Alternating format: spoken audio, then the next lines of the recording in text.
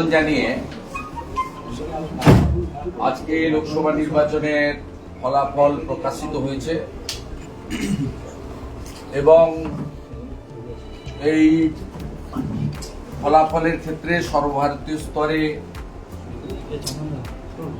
NDA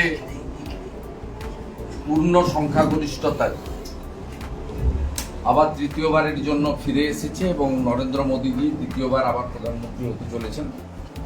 এর জন্য আমার পক্ষ থেকে এবং পশ্চিমবঙ্গ প্রদেশ বিজেপির পক্ষ থেকে ধন্যবাদ জ্ঞাপন করি। আপনারা জানেন যে পশ্চিমবঙ্গে লাগাতার 3 মাস ধরে প্রচার হয়েছে। প্রচারে ভারতীয় জনতা পার্টির প্রত্যেকটি কার্যকর্তা, কর্মী, সমর্থক আমরা অক্লান্ত পরিশ্রম করেছি এবং মানুষের মধ্যে সাড়াও আমরা ব্যাপকভাবে পেয়েছি। 7 দফার নির্বাচন হয়েছে এবং সেই নির্বাচনে প্রত্যেকটা দফার পরে আমাদের রাজ্য সভাপতি, রাজ্যের মুখপাত্র এবং বিভিন্ন সময়ে আমি বা অন্য নেতৃত্বরা, প্রার্থীরা তারা নির্বাচনের পরিবেশ পরিস্থিতি ইত্যাদি নিয়ে বক্তব্য রেখেছেন এবং আমরা দেখেছি 4র্থ দফা থেকে পরপর কিভাবে পুলিশের অত্যাচার এবং কিছু নির্দিষ্ট বুথে অ্যাবসেন্ট এবং মৃত ভোটারদের ভোট বিকালের দিকে দিয়ে দেওয়া এবং শেষের দিকে অনেক হিন্দু ভোটারদেরকে ভোট দিতে বাধা দান করা, আই কার্ড কাড়িয়ে নেওয়া, এইসব ঘটনা ঘটেছে। আমরা 6ষ্ঠ দফাতেও বলেছি, 7ম দফাতেও জানিয়েছি। তবুও আজকের যে ফলাফল, এই জনাদেশ, এই স্কিমগুলো যেগুলো বেনিফিশিয়ারি ওরিয়েন্টেড, কেন্দ্র বা রাজ্যের বন্ধ তো হবেই না, অন্যদিকে বিজেপি এলে এর অর্থ বৃদ্ধি ঘটবে। এগুলো বলার পরেও এক শ্রেণীর ভোটারকে ভয় দেখানো হয়েছে এবং বুথভিত্তিক যেহেতু ইভিএম এ ফলাফল আসে, তাই তাদের মধ্যে আতঙ্ক কিছুটা হলেও কাজ করেছে আমাদের মনে হয়েছে। আমি সংখ্যাতত্ত্বের আসন সংখ্যার নিরিখে আমরা 21+ আসন অন্তত পাবো, এটা আমাদের নিজেদের আশা ছিল এবং যে লড়াইটা আজকে সারাদিন হয়েছে ভোটের তারতম্যের নিরিখে আপনারা দেখবেন যে আমরা অল্প কয়েক পার্সেন্টেজের হেরফেরে বেশ কিছু আসন আমরা অল্প ভোটে, লোকসভা ভোটের নিরিখে 14-15 লক্ষ ভোটার ভোট দিয়েছে, আমরা হয়তো লস করেছি।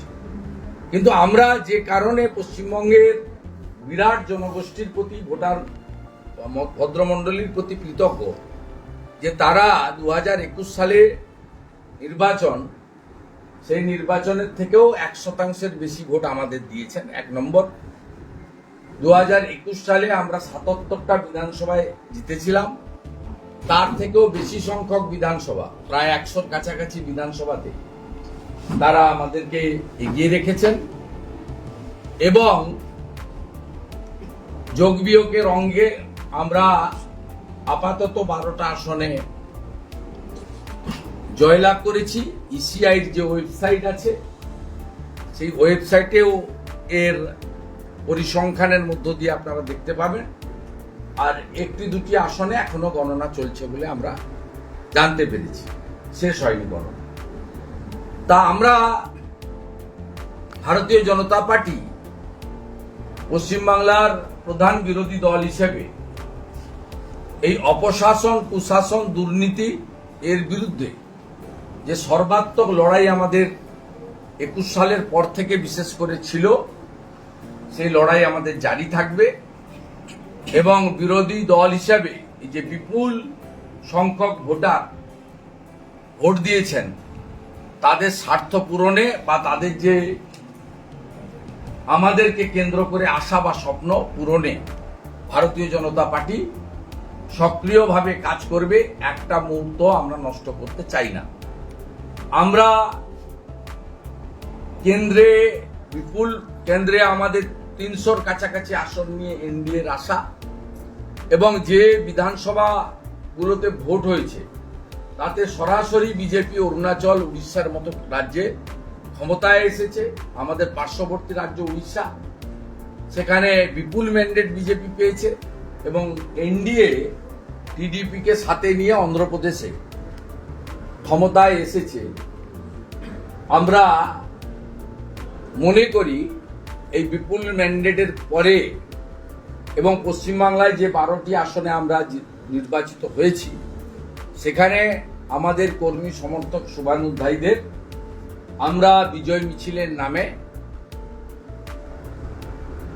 অন্যের বিরক্তির কারণ না হওয়ার জন্য আবেদন করব। কোনোভাবে তৃণমূল কংগ্রেসের প্ররোচনার ফাঁদে পা দিতে না দেওয়ার জন্য আবেদন করব, এবং কোথাও যদি 2021 সালের পোস্টপোল ভায়োলেন্সের মতো ঘটনা ঘটে বা পরিস্থিতি তৈরি হয়, আপনারা আমাদেরকে জানাবেন।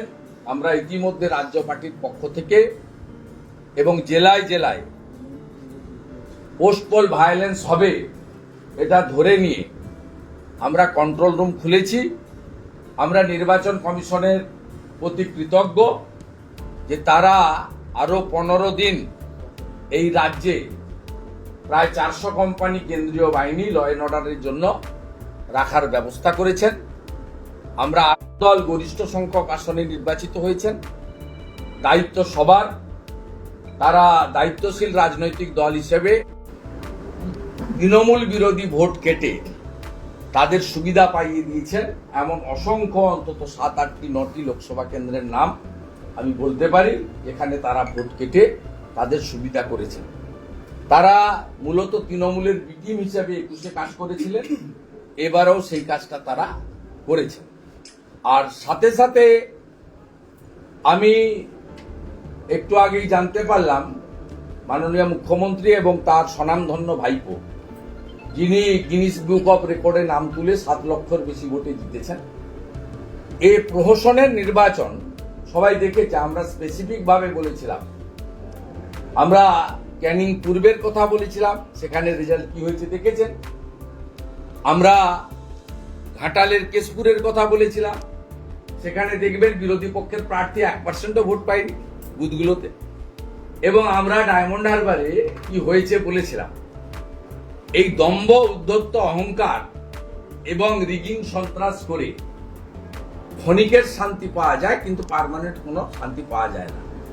2004 সালে লোকসভা নির্বাচনে অনিল বসু 6 লক্ষের বেশি ভোটে জিতে আরামবাগ থেকে তিনি বিখ্যাত হয়ে গেছিলেন। 2009 সালে কিন্তু তাকে খুঁজে পাওয়া যায়নি, জনগণ বিসর্জন দিয়েছে। স্বাভাবিকভাবে এই উদ্ধত্ত অহংকারের পতন জনগণের দ্বারাই হবে, এই বিশ্বাস আমাদের আছে। সাথে সাথে যেহেতু পূর্ব মেদিনীপুর জেলার কাঁথি সাংগঠনিক জেলা বিজেপির কার্যালয় থেকে আমি এই প্রেস বার্তা দিচ্ছি, আমি আমার হোম জেলা যেখানে আমি জন্মেছি, যেখান থেকে আমি একাধিকবার কাউন্সিলর, এমএলএ, এমপি ইত্যাদি হয়েছি, সেই জেলার 2টো আসনেই ভারতীয় জনতা পার্টির প্রার্থীকে নির্বাচিত করার জন্য পূর্ব মেদিনীপুরের নির্বাচক মণ্ডলীকে বিশেষভাবে কৃতজ্ঞতা এবং শ্রদ্ধা জানাচ্ছি আমার পক্ষ থেকে। তারা বিরোধী দলনেতার পাশে দাঁড়িয়েছেন এবং বিরোধী দলনেতার মাধ্যমে নরেন্দ্র মোদীজির হাত শক্তিশালী করেছেন। এবং একটি কেন্দ্রে প্রায় 62,000, আরেকটি কেন্দ্রে প্রায় 50,000-এর কাছাকাছি ভোটে আমরা নির্বাচিত হয়েছি। এবং এর ফলে পূর্ব মেদিনীপুর জেলায় তৃতীয়বারের জন্য যিনি প্রধানমন্ত্রী হবেন, নরেন্দ্র মোদীজি, তার কাছ থেকে আমরা আমাদের সাংসদ, দুজন সাংসদ কোনো দলের সাংসদ না হয়ে প্রকৃতপক্ষে জনগণের সাংসদ হিসেবে কাজ করবেন, এই বিষয়ে আমারও নিজস্ব নজরদারি থাকবে। সাথে সাথে আমি যে বিধানসভা কেন্দ্র থেকে মাননীয় মমতা ব্যানার্জিকে 2021 সালে পরাজিত করেছিলাম, সেই নন্দীগ্রাম বিধানসভাতে এবারে অভিজিৎ গাঙ্গুলিকে মহোদয়কে কয়েক হাজার ভোটে লিড দেওয়ার জন্য আমি নন্দীগ্রামের নির্বাচক মণ্ডলীকে বিশেষভাবে প্রণাম কৃতজ্ঞতা জ্ঞাপন করছি যে নন্দীগ্রামের আজকের এই নির্বাচনের ফল এবং নন্দীগ্রাম থেকে আমার কয়েক হাজার ভোটে এগিয়ে রাখা, আশা করি পিসি ভাইপোর কোম্পানি যে ভাঙা ক্যাসেটটা বাজান সেটা দয়া করে আর ভবিষ্যতে বাজাতে পারবেন না। নন্দীগ্রামের জনগণ কার সঙ্গে আছে আজকের গণনাতে আরেকবার তারা প্রমাণ করে দিয়েছে। তারা তাদের প্রিয় বিধায়ক, সাথী বিধায়ক বা তাদের সেবক শুভেন্দু অধিকারীর সঙ্গেই তারা আছেন।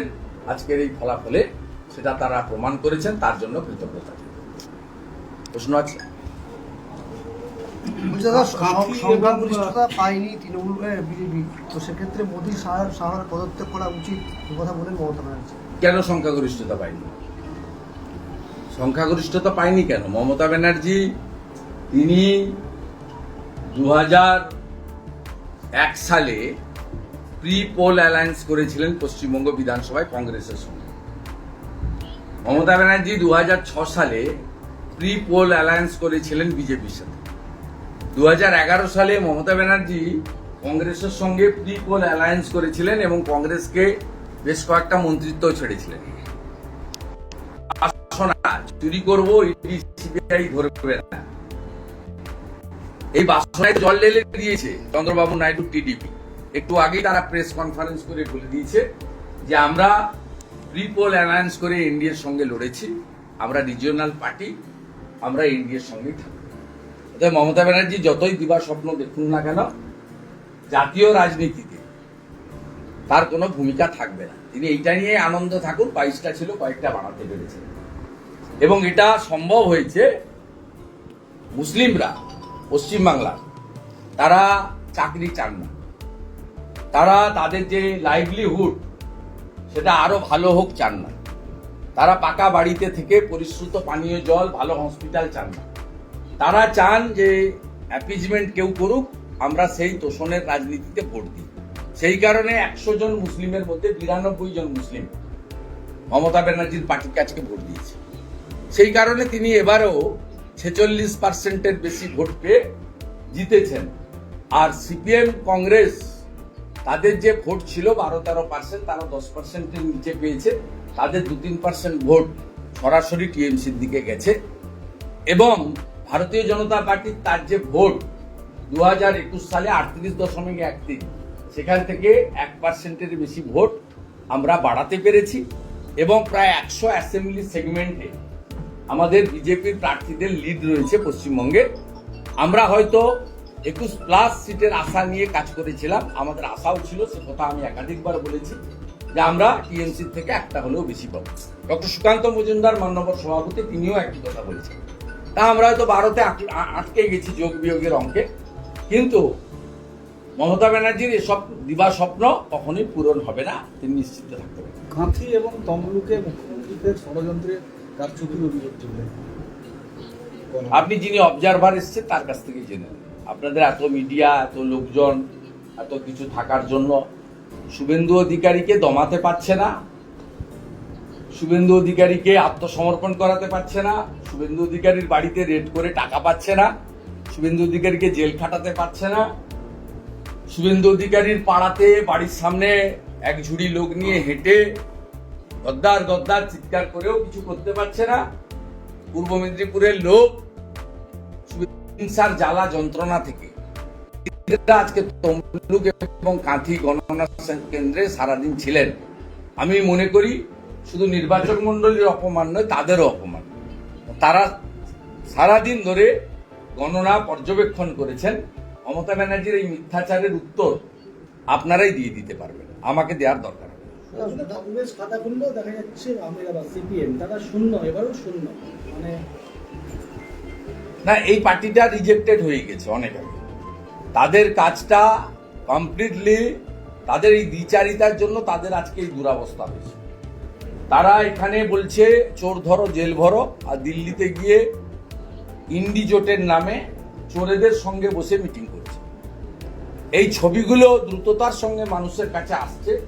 তাই এই দ্বিচারিতার জন্য তারা এই জিনিস হচ্ছে। আর তাদের কিছু সিনিয়র ভেটারেন পার্টি মেম্বার রয়েছে, তাদের কিছু প্রাক্তন লোকজন রয়েছে, বয়স্ক লোকজন, তারা অন্ধের মতো সিপিএমকে ভোটটা দিচ্ছেন এবং এর কারণে মূলত তারা হিন্দু ভোটগুলো কাটছেন।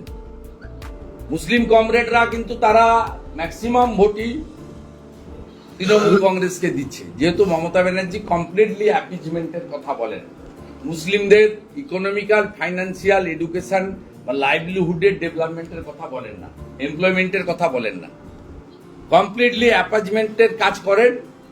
আর সিপিএম কেবলমাত্র কিছু হিন্দু ভোটারদের ভোট কেটে তারা মমতা ব্যানার্জির সুবিধা 21-এও করে দিয়েছিলেন, প্রায় 50-55টা আসনে, আজকেও প্রায় 8-10টা আসনে ভোট কেটে দমদম, উত্তর কলকাতা, এরকম বহু সিট আছে, আমি নাম বলে দেবো, যেখানে 20-30-40 হাজার ভোটে বিজেপি হেরেছে, সেই সব জায়গায় ভোট কেটে ওদের সুবিধা করে দিয়েছে। সেই কারণে ওরা 29টা পেয়েছে, হলে ওদের 17টা পাওয়ার কথা ছিল। সোশ্যাল মিডিয়ায় একটা দাবি করা হচ্ছে দিলীপ ঘোষের মতন যে নেতা হেরে যাওয়াটা কিভাবে না না, দিলীপ ঘোষ, দিলীপ দাকে তরুণ কার্যত হারিয়ে দেওয়া হয়েছে। মন্তেশ্বরে যে ভোট হয়েছে, এ ভোট কি অ্যাকচুয়াল রিফ্লেকশন? আপনি বলুন, একটা লোকসভার কেন্দ্রে 7.5 লক্ষ ভোটে জিতছে, কি পপুলার ক্যান্ডিডেট! এ তো পুরনো দিনের আরামবাগের কথা আমাদের মনে করিয়ে দিচ্ছে, কেশপুরের নন্দরানী দলের কথা মনে করিয়ে দিচ্ছে, আরামবাগের বিনয় দত্তের কথা মনে করিয়ে দিচ্ছে, গড়বেতার সুশান্ত ঘোষের কথা মনে করিয়ে দিচ্ছে। এটা তো কমপ্লিটলি মানে ভয় আতঙ্কের পরিবেশ। আর এই যে বেনিফিশিয়ারি মানুষের হাতে টাকা পৌঁছে দেওয়া হচ্ছে, এইটা কেড়ে নেওয়ার হুমকি দেখানো হয়েছে। তার ফল কিছুটা ভাবে একদিকে তোষণ করে মুসলিমদেরকে কনসলিডেট করা হয়েছে, অন্যদিকে লক্ষ্মীর ভান্ডার কেড়ে নেব, অমুক চলে যাবে, অমুক দেব না, বন্ধ করে দেব, সাগর দিঘিতে বন্ধ করেছি, তোমার গ্রামেও বন্ধ হবে। এই যে হুমকি আর সীমাহীন নির্লজ্জভাবে সিভিল এবং পুলিশ প্রশাসনকে ব্যবহার করা, তার ফলে দিলীপদার মতো লোককেও বা বর্ধমান দুর্গাপুরের মতো আসন আমাদের অল্প ভোটে হারতে হয়েছে সামান্য। বিজেপির নেতাকর্মীরা সোশ্যাল মিডিয়ায় দাবি তুলছেন যে দিলীপ ঘোষকে পুনরায় রাজ্য সভাপতি করা হবে। আমি এটা নিয়ে কোনো মন্তব্য করব না। রাজ্য সভাপতি তো আমি করি না, আর আমি রাজ্য সভাপতি হওয়ার দৌড়েও নেই। আর আমি বিরোধী দল নেতা হওয়ার জন্য দিল্লিতে গিয়ে কখনো কারো কাছে তদবির করি। পার্টি মনে করেছে দিয়েছে, তাই আমি কাজ করছি, ভবিষ্যতেও কাজ করব, সিনসিয়ারলি কাজ করব, নো কম্প্রোমাইজ কাজ করব। এটাতে হতাশ ভেঙে পড়ার কোনো কারণ নেই। আমি তৃণমূল কংগ্রেস করেছি, তৃণমূল কংগ্রেসের 2001-এর প্রার্থী ছিলাম আমি মুখবেড়িয়াতে, হয় এবার নয় নেভার। তৃণমূলের লোকেদের অফিস সব বন্ধ হয়ে গেছিল, তো বিজেপির অফিস খোলা আছে গোটা রাজ্যে। বিজেপি তো কাল থেকেই মাঠে নামবে। 2004-এ দেখেছি তৃণমূল 9 থেকে 1 হয়ে গেছিল, মমতা ব্যানার্জি এক মুঠিয়ে গুটিয়ে জিতেছিলেন 98,000 ভোটে। অজিত মাঝে থেকে কৃষ্ণা বসু সবাইকে হারতে হয়েছিল, এসব জিনিস তো দেখেছি। আমাদের কাছে তো এগুলো, আমার কাছে অন্তত হবে না, আমি উত্থান পতনের সাক্ষী। আর যারা এই উদ্ধত্ত অহংকার দেখায় তাদের পতন হবে। তৃণমূল কংগ্রেস তো 4 সালে 29% ভোটে নেমে গেছিল, 9টা এমপি ছিল, 1-এ নেমে গেছিল এবং 29% ভোটে। আমাদের তো 21-এর পরে পার্টিকে পুরো ভেঙে মেরে তুলে দিয়েছিল। 57 জন কর্মীকে খুন করা, 1 লক্ষ বিজেপি কর্মীকে ঘরছাড়া করে দেওয়া এবং শয়ে হাজারে পার্টি অফিসকে লেবেল করে দিয়ে বিজেপির বুথ লেভেলকে কার্যত শেষ করে দিয়েছিল। ডক্টর সুকান্ত মজুমদারের নেতৃত্বে, দিলীপদার পরামর্শে আমরা সকলে মিলে খেটে খুঁটে 3 বছরে আবার সংগঠনকে 60% দাঁড় করাতে পেরেছিলাম, 100% পারিনি। তারপরেও 2021-এ আমাদের যে ভোট ছিল তার থেকে 1% ভোট বেড়েছে। 2021 সালে 77টা বিধানসভায় লিড ছিল, এবারে 100 কাছাকাছি বিধানসভাতে লিড আছে। এমনকি কলকাতাতে মানিকতলা, জোড়াসাঁকো, শ্যামপুকুর এসব বিধানসভাতে বিজেপি লিড করেছে, কলকাতার মতো জায়গাতে। আপনারা সব হিসাবগুলো করবেন, তারপরে বুঝতে পারবেন। এবং 2021-এ আমাদের 12টা লোকসভায় লিড ছিল, হয়তো 2-1টা সিট এদিক ওদিক হয়েছে, নতুন এসেছে, 2-1টা গেছে, কিন্তু সামগ্রিকভাবে আমরা আমাদের যে স্ট্রং, আমাদের যে সাপোর্ট বেস, এটা আমরা ধরে রাখতে পেরেছি, এটা ডিউ টু জনগণ, এটা বড় ব্যাপার। আমাদের আরো কাজ করতে হবে, আরো সিনসিয়ারলি ওয়ার্ক করতে হবে, এবং যে ইস্যুগুলোর বিরুদ্ধে আমাদের লড়াই, সেই ইস্যুগুলোকে সামনে রেখে আমরা একমাত্র অপোজিশন পার্টি যাকে মানুষ রেকগনাইজ করেছে। সিপিএম কংগ্রেসকে মানুষ আগেও মুছে দিয়েছিল, এই ভোটে তারা অনেক চেষ্টা করেছেন, আবার তাদেরকে অপ্রাসঙ্গিক করে দিয়েছে। তাই গণতন্ত্রের শাসক যেমন থাকে, বিরোধী তেমন থাকে, ভ্যাকুয়াম থাকতে পারে না। তাই যে দায়িত্বটা আমাদের উপরে জনগণ দিয়েছে, আজকের ভোটেও তার রিফ্লেকশন আছে, সেই দায়িত্ব আমরা পালন করব। আর ভালো হলে অনেক সময় থ্যাঙ্কলেস জব হয়, আবার আশাতীত ফল না হলে, আজকে 21-এর বেশি হলে অমুক তমুক অনেক রকম বলতেন। কিছু সোশ্যাল মিডিয়াতে বাক স্বাধীনতা আছে, এগুলো শুনতে হবে, হজম করতে হবে, ফোন ধরতে হবে, মেসেজ পড়তে হবে, উত্তর দিতে হবে। রেগে গেলে চলবে না, মাথা খারাপ করলে চলবে না। আপনি যখন জিতলে পুষ্প বৃষ্টি হবে, আপনি হেরে গেছেন তিরস্কার শুনতে হবে। সে যেখানে ঘটেছে, ঘটতে পারে, ঘটবে। কিন্তু আমি পার্সোনালি অনেক উত্থান পতনের সাক্ষী। আমি কংগ্রেস পরিবারের ছেলে, আমি দেখেছি যে কংগ্রেসের মিছিলে হাজার হাজার লোক ভোটে হেরেছে। রাজীব গান্ধী জিপ চালিয়ে ঘুরছিলেন, সেটাও দেখেছি। আমি ছাত্র নেতা ছিলাম কলেজে, আমি 95 কংগ্রেস কাউন্সিলর, সেও দেখেছি। ওটা পশ্চিমবঙ্গের সব প্রিন্সিপালিটি হেরে গেছিল, কাঁথি পুরসভা একমাত্র জিতেছিল 95 সালে, দেখেছি। সন্দেশখালীর পরাজয়ের কারণ কিছু নেই, সমস্ত ওখানে পুলিশ প্রশাসনের পক্ষ থেকে ব্যাপকভাবে আপনার ম্যাল প্র্যাকটিসেস করা হয়েছে, যেখানে নজরদারি ছিল না। ইভেন ইভিএমও পরিবর্তন হয়তো করেছে, আমরা জানি না, সঠিকভাবে বলতে পারবো না। কিন্তু আমাদের মনে হয়েছে আশ্চর্য ফল বেরিয়েছে। 1,68,000 ভোটে ঘাটাল লোকসভা কেন্দ্রে কেউ জেতে, 7,19,000 না 7.5 লক্ষ ভোটে ডায়মন্ড হারবার কেউ জেতে, 4 লক্ষ ভোটে জয়নগরের আসন কেউ জেতে। তো আশ্চর্য ফল। কে কোথায় ভোট দিয়েছে খুঁজে পাচ্ছেন না, যে আমার ভোটটা গেল কোথায়। এক একটা বুথ বেরোচ্ছে, বুথে আমরা ইনিশিয়ালি পেয়েছি, কাল থেকে সবাই পোস্টমর্টম করবেন, দেখবেন লিস্ট পেয়ে যাবেন। এক একটা বুথে অন্য মানে কারোরই ভোট নেই, সব ভোট একজন নিয়ে চলে গেছে। এইসব করেছে। অতএব এই রাজ্যে আমাদের লড়াই চলবে, এবং আমরা গণতন্ত্রে মানুষই শেষ কথা বলে, দম্ভ উদ্ধত্ত অহংকার শেষ কথা বলেন না।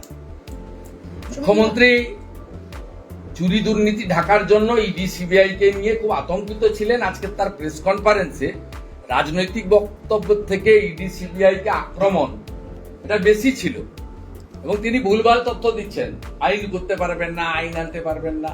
ওগুলোর মোদিজি আছে বুঝিয়ে দিবে।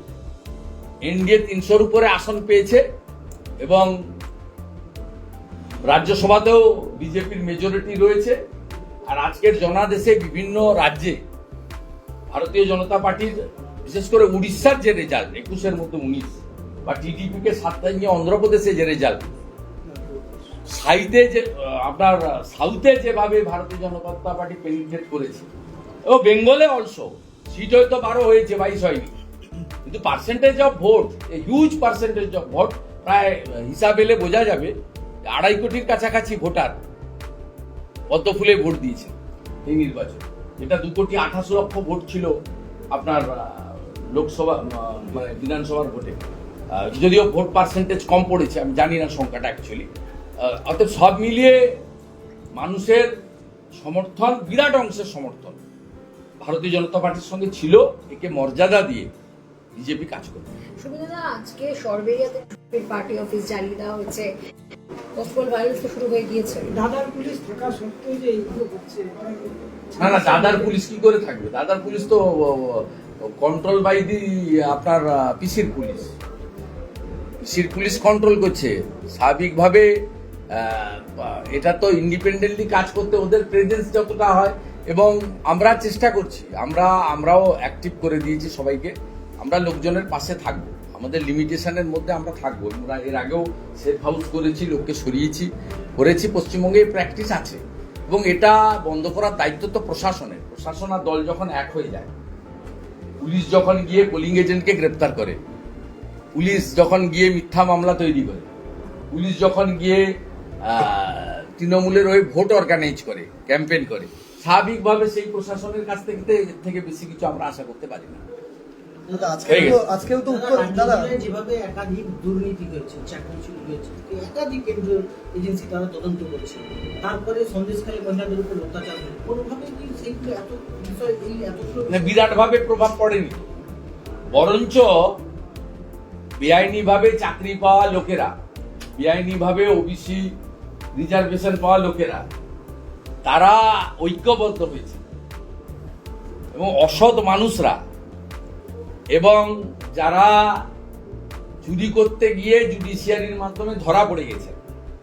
আমাদের তো ডাইরেক্ট রোল নেই, চাকরি চুরি বলুন, ওবিসি বেআইনি ওবিসিকে হিন্দুদের বঞ্চিত করে বেআইনি ওবিসি বাতিল বলুন, সব কোর্ট করেছে এবং এখানে এরা সবাই মরিয়া হয়ে যাদের চাকরি চুরির দায়ে বাতিল হয়েছিল পরবর্তীকালে সুপ্রিম কোর্টে স্থগিতাদেশ দিয়েছে, তারা যদি ভোট নিতে যায়, তারা যদি ভোট গুনতে যায়, স্বাভাবিকভাবে তারা কি করতে পারে আপনার তো সহজেই অনুমান, আপনি আমাদের কাছে বলে এলাম। আপনি ভাবতে পারবেন ভবানী ভবনে যে পুলিশ নিরাপত্তা এবং নির্বাচনের কাজে দায়িত্ব ছিল, তারা বিকালবেলা সবুজ আবুরি মেখে ভবানী ভবনের সামনে ছবি তুলছে, কলকাতায় পুলিশ হেডকোয়ার্টারের সামনে। ছবিটা দেখবেন, আর কারো কাছে না থাকলে আমি পাঠিয়ে দেব।